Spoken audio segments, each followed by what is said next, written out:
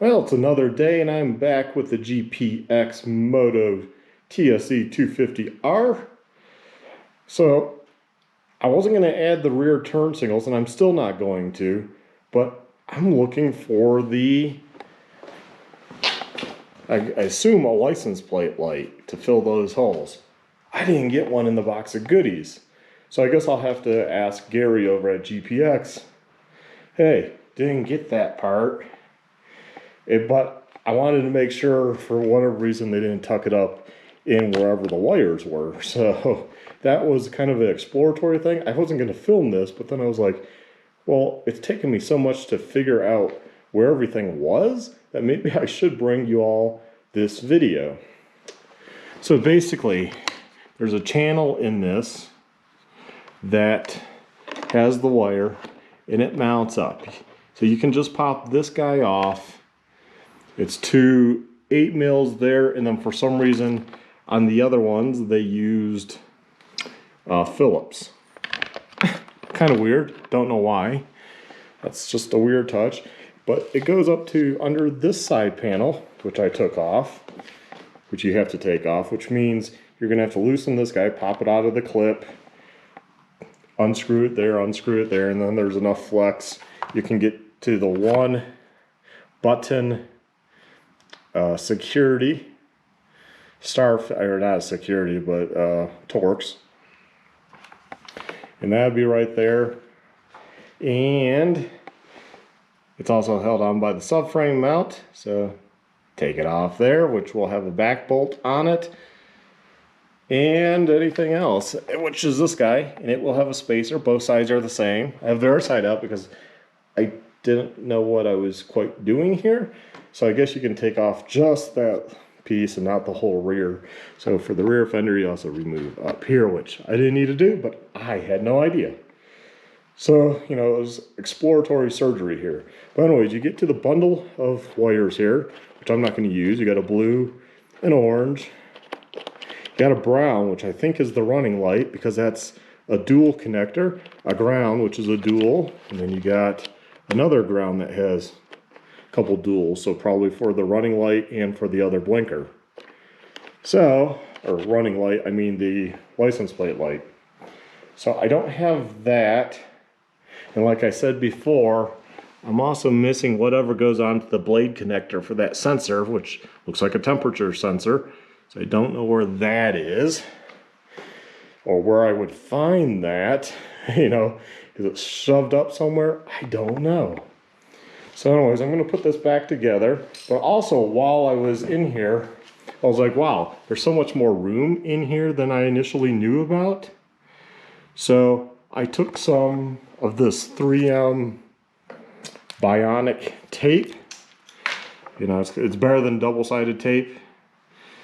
And I put the flasher relay here, freeing up room up there.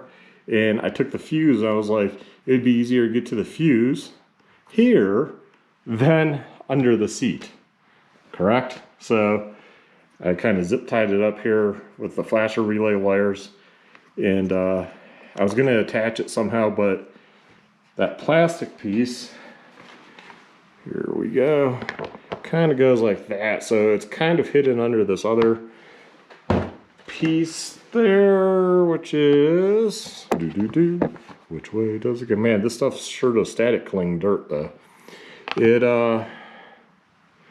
how's it go? It goes right there. I guess that slides up somewhere.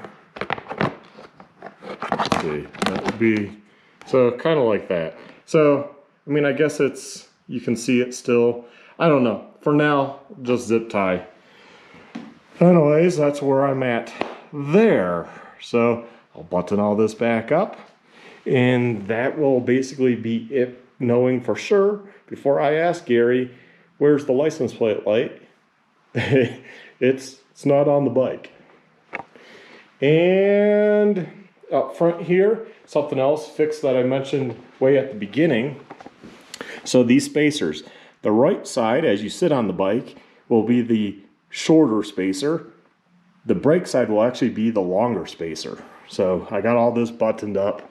I got the front end completely cinched down.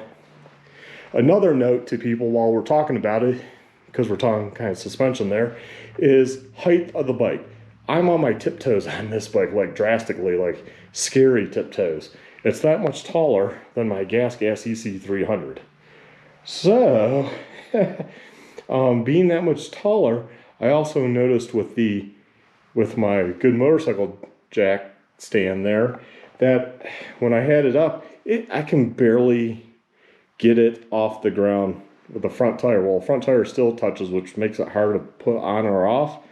So I'm going to, I don't know what to do there. I mean, maybe put a couple blocks underneath, and I don't know. I'll have to figure something out when I, do oil changes won't be a big deal. But, if I'm taking the front tire off or working on the bike and want it upright completely, yeah. Mainly the front end to get that off the ground. But anyways, that's where I'm at with this bike right now. I figured I'd do another video because I wasn't expecting to take that much stuff apart. So now I got on the newer bike, the fun part, figuring out, if I remember, where all the little screws and fasteners go to and get that all back together. Thanks for watching. Hopefully this helps somebody else knowing how they run, the tail light and where all the wires are for the bundle for the blinkers. So you're not stripping the whole bike down like I did. You just need to loosen this or have it off. Take the side panel off with the frame bolt. And you don't need to touch the exhaust, thank goodness. And pull that off. And then with this piece dropped down with, I believe, 4 Phillips and 2 8mm. And the 8mm has a washer and that spacer or grommet. And then here's the Phillips. Why did they use Phillips right there? Could have just used good old, bolts. I don't know. And obviously it's going to plastic because of the coarse thread, but they make coarse thread bolts. So yeah, that's kind of weird. Anyways, hopefully this helps somebody out. So please like, subscribe, hit that notification bell, and check out my other videos. Thanks for watching. Have a good one. Bye.